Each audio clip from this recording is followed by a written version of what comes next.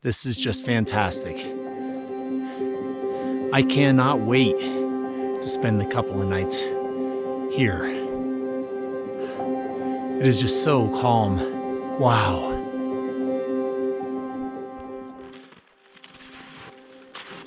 We were not meant to be alone. Life reaches out to other life, and those two facts aren't more clearly realized than up here. I came here to pit my own strength against that of the elements and to capture images of life on the edge. I will show you how I did just that. I came alone, but I didn't stay that way. It was the trees. I found comfort being with the trees. On the surface, it seems obvious. It would be safer and easier to camp down where the trees are thick. Winters are harsh, and life clings together looking for comfort. Lower down, there are whole cities and communities of trees living together, supporting each other against the elements. Life is easier down here for them, and it would have been for me too. At first, I had to fight my way through the thickets, trees growing so close that I had to duck, bend, and squeeze my way through them. But as I ascended, the trees grew sparser, they grew smaller, and they started to take on their own personalities. The faces of these trees are etched into my memory like the faces of friends. I first met them on a day hike a few years ago, and I never forgot how beautiful and interesting the trees were, and got some snapshots of them to remember them by. I remember thinking that I needed to come back when the conditions were more photogenic, like now. All along, it was these trees that convinced me to plan this location for camping in the first place. Oh my gosh, this is just fantastic. I cannot wait to spend a couple of nights here.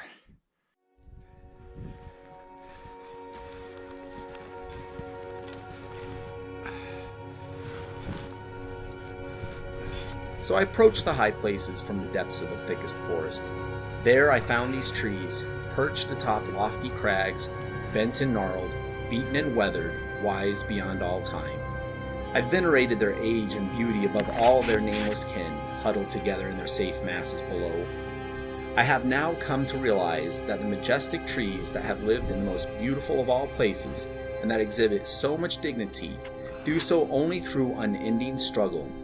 They have paid a necessary price for their position of grandeur, and now I stand in awe, fearfully aspiring to be one of those wise ones, perched on a lonely crag.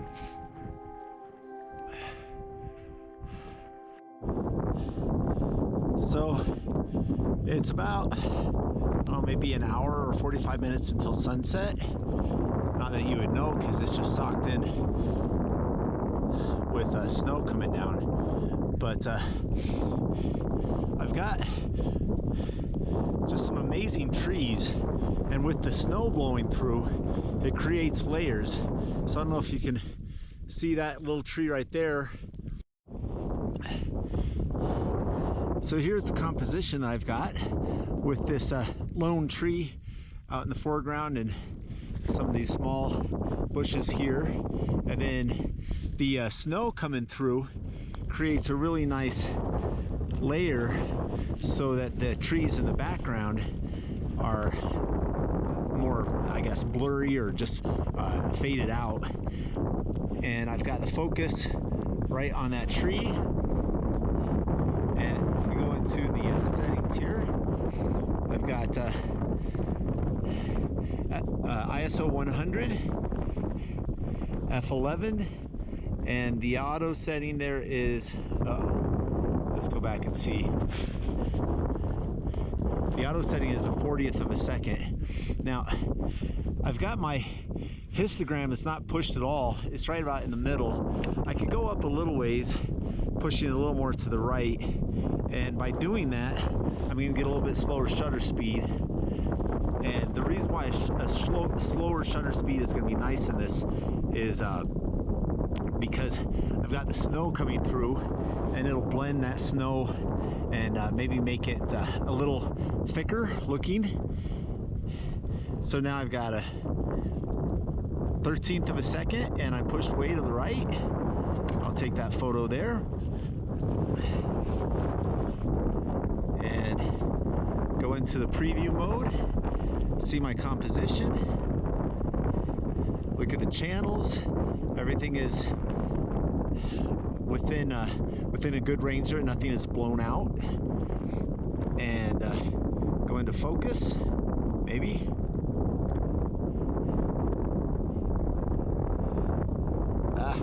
Having trouble getting into focus. And my focus looks really good. So I think overall that's going to be a great shot of one of these lone trees up here in the winter blizzard.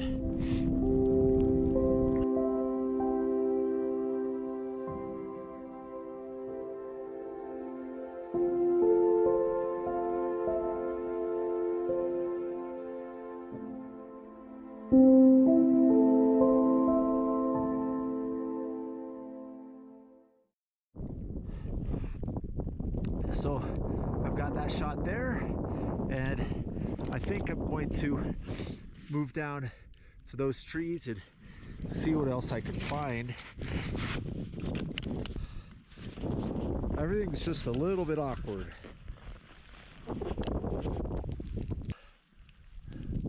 Actually, there's a pretty cool tree right there. Before I go down, I think I'm going to go to the other side of that and see what I can find there.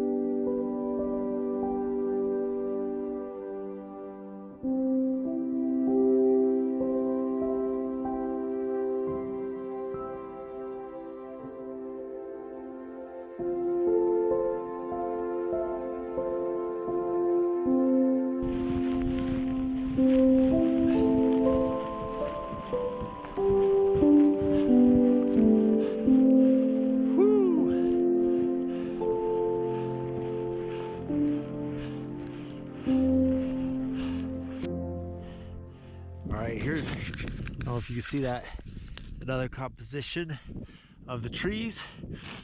I know my battery's about to go away, and my tripod's not very sturdy, but it's nice and calm.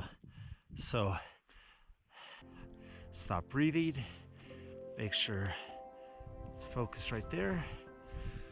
Probably can't see any of it. Yeah, I think that's gonna be cool too. I don't know if you can see any of that.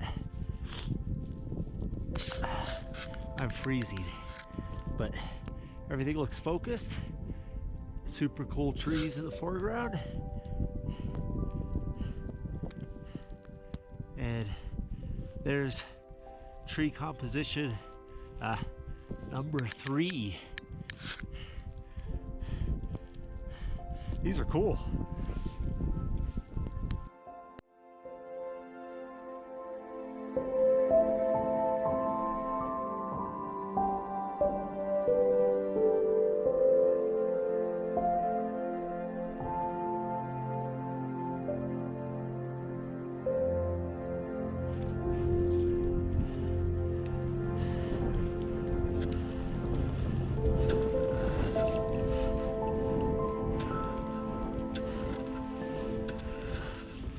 Here, I just shoved my tripod down into the snow.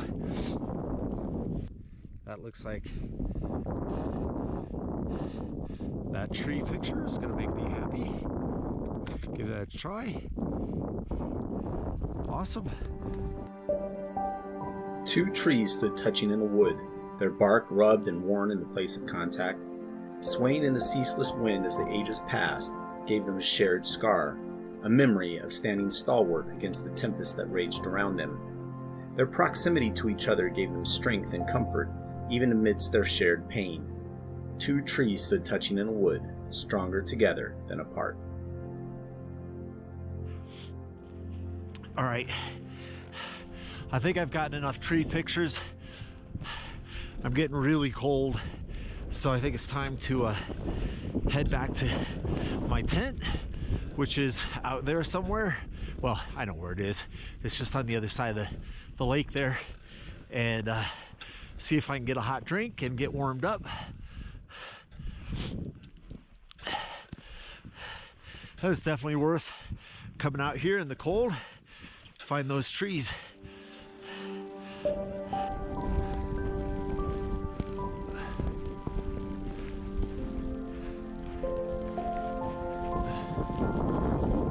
up.